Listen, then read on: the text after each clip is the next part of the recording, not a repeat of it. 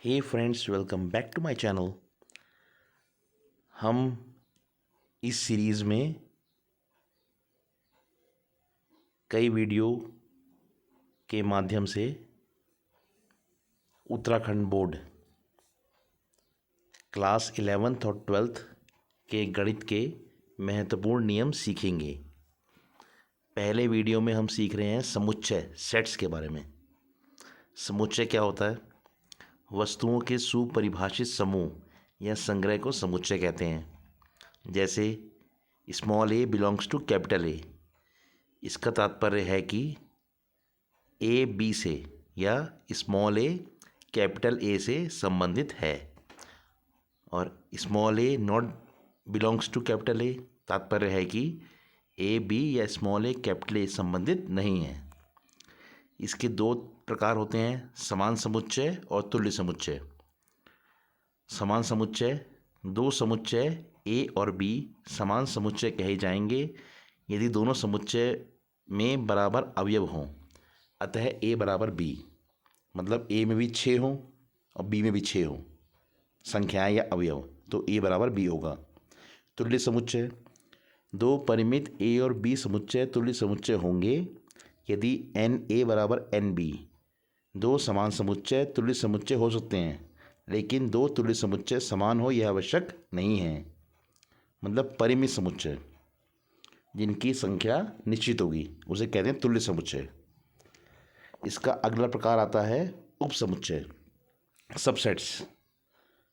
उपसमुच्चय किसे कहते हैं? यदि ए और बी ऐसे दो समुच्चय हैं कि ए के सभी अवयव बी के सभी अवयव हों तो ए को बी का उपसमुच्चय कहते हैं तथा इसे A belongs an equal to B से निरूपित करते हैं। जैसे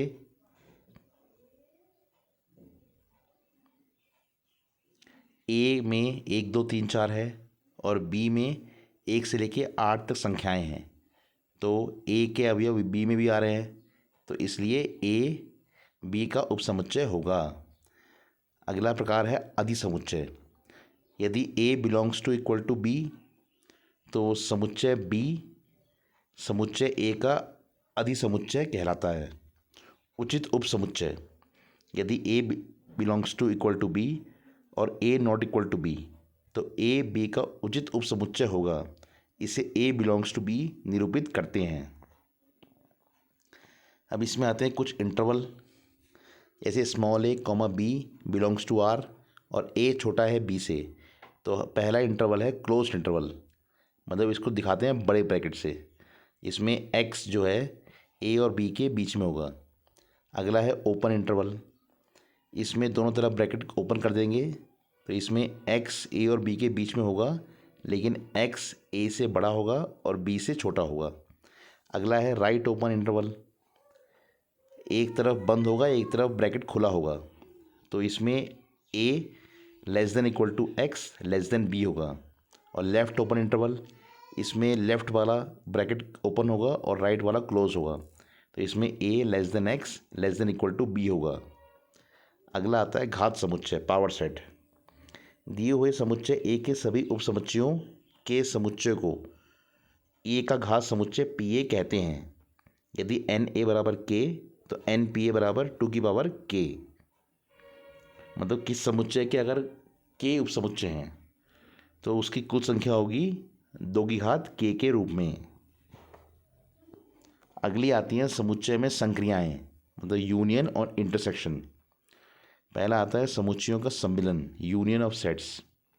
उन सभी अवयवों का समुच्चय या तो ए में हो या बी में हो या ए और बी दोनों में हो तो उसे ए यूनियन बी कहते हैं। जैसे X such that X belongs to A और एक्स बिलोंग्स टू बी। कोई संख्या ऐसी होगी जो या तो एक्स में होगी या बी में, या तो ए में होगी या बी में होगी, तो उसे ए यूनियन बी के रूप में दर्शाएंगे। अगला आता है समुच्चयों का प्रतिच्छेदन, इंटरसेक्शन ऑफ सेट्स। उन सभी अवयवों का समुच्चय जो ए और बी दोनों में हो उसे ए इंटरसेक्शन बी कहते हैं। तो X such that X belongs to A and X belongs to B. यदि कोई संख्या एक्स ए और बी दोनों में आ रही है तो उसे ए इंटरसेक्शन बी के रूप में दर्शाएंगे। अगला आता है असंयुक्त समुच्चय, डिसजॉइंट सेट्स। दो समुच्चय ए और बी असंयुक्त समुच्चय कहलाते हैं यदि A intersection B is equal to 5, मतलब कोई भी संख्या उसमें उभयनिष्ठ ना हो ए और बी में, तो वो होगा असंयुक्त डिसजॉइंट सेट्स, और इसका मान होता है बराबर 5 के रूप में है। अगला आता है अंतर समुच्चय। समुच्चय ए के उन अवयवों का समुच्चय जो बी के अवयव नहीं हैं, उसे कहते हैं ए माइनस बी के रूप में। तो X such that X belongs to A and X not belongs to B, मतलब एक्स ए में होगा और बी में नहीं होगा, तो उसे कहते हैं ए माइनस बी के रूप में। अगला आता है पूरक समुच्चय, कॉम्प्लीमेंट्री सेट्स। यदि ए एक समुच्चय है और यू इसका समष्टि समुच्चय है, यूनिवर्सल सेट है, तो यू के उन अवयवों का समुच्चय जो ए में नहीं है उसे यू माइनस ए या ए डैश से दिखाते हैं।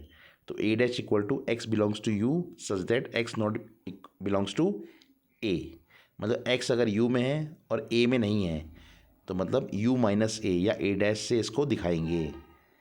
अगले आते हैं समुच्चयों के सम्मिलन के नियम, मतलब law of union of sets. पहला आता है ए यूनियन बी बराबर बी यूनियन ए, क्रम विनिमय नियम, मतलब आगे और पीछे दोनों एक समान होते हैं। अगला आता है A union B union C बराबर A union B union C, साचर्य नियम। और ए यूनियन ए बराबर ए, वर्ग सम नियम, मतलब ए का यूनियन ए से ए के बराबर ही होगा।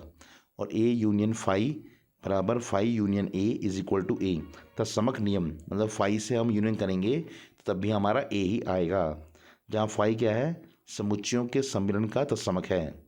और A union universal set U बराबर यू यूनियन ए बराबर यू, जहाँ A belongs to U. U universal set है और ए उससे छोटा है, तो उनका यूनियन बड़े सेट यू के रूप में आएगा।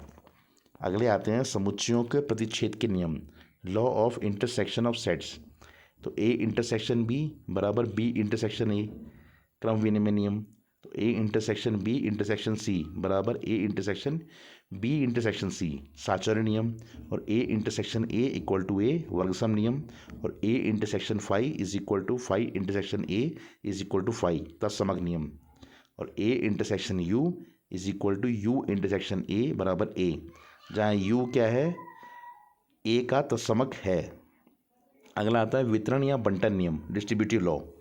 तो A union B intersection C, तो इसमें हो जाएगा A union B intersection A union C. और अगला है A intersection B union C, तो A intersection B union A intersection C. अगला आता है डी मॉर्गन नियम।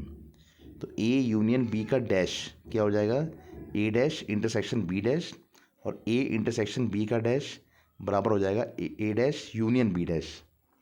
इसी प्रकार वैन आरेख दिखाया गया यहाँ पे, ए माइनस बी और बी माइनस ए का उभयनिष्ठ होगा A intersection B.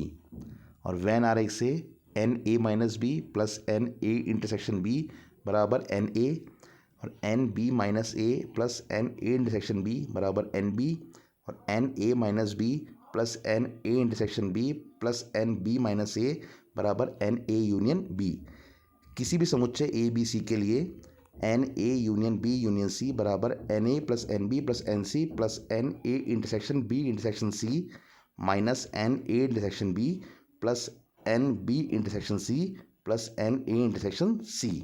Thank you very much, bye.